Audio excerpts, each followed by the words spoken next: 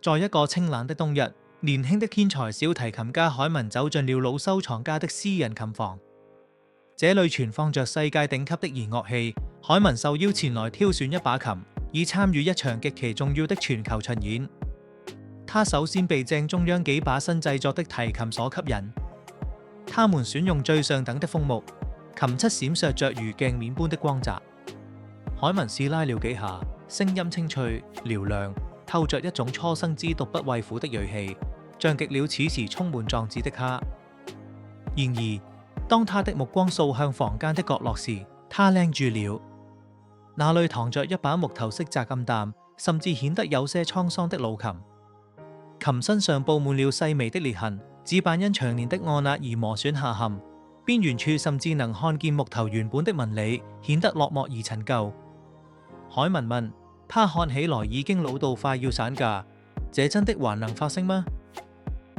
老收藏家輕聲說：新琴雖然完美，但它的分子結構是僵硬的。這把琴經歷過上百年的演奏，它曾經被無數大師擁抱，在無數場音樂會中劇烈震動。每一條裂痕都記錄了一次與音樂家心靈的共鳴。歲月最神奇的魔力，在於它會改變物質的本質。這木頭在長年的震動中，分子結構已經變得極其敏感與通透。它不再只是木頭，它已經學會了如何呼吸。海文半信半疑地架起老琴，當琴弓輕輕搭在弦上的那一刻，他整個人被震懾住了。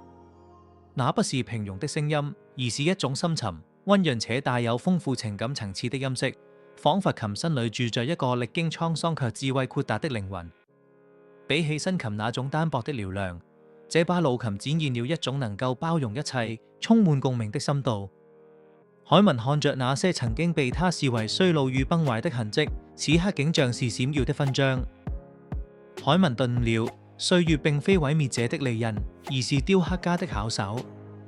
年輕時我們追求外表的亮麗與反應的銳利，但隨着歲月流逝，生活留下的磨難與裂痕，其實是讓我們變得更加通透的過程。我們不再輕易因為外界的衝擊而斷裂，而是學會了與世界共振，學會了包容。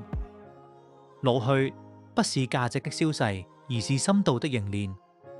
年長的經歷讓我們不再尖銳，而是磨練出一種智慧之音。歲月留下的痕跡，不是崩壞的開始，而是靈魂趨向完美的證明。當我們學會擁抱自己的年歲，我們會發現，那顆經過時間洗禮的心，能奏出比青春更動人、更有力量的生命樂章。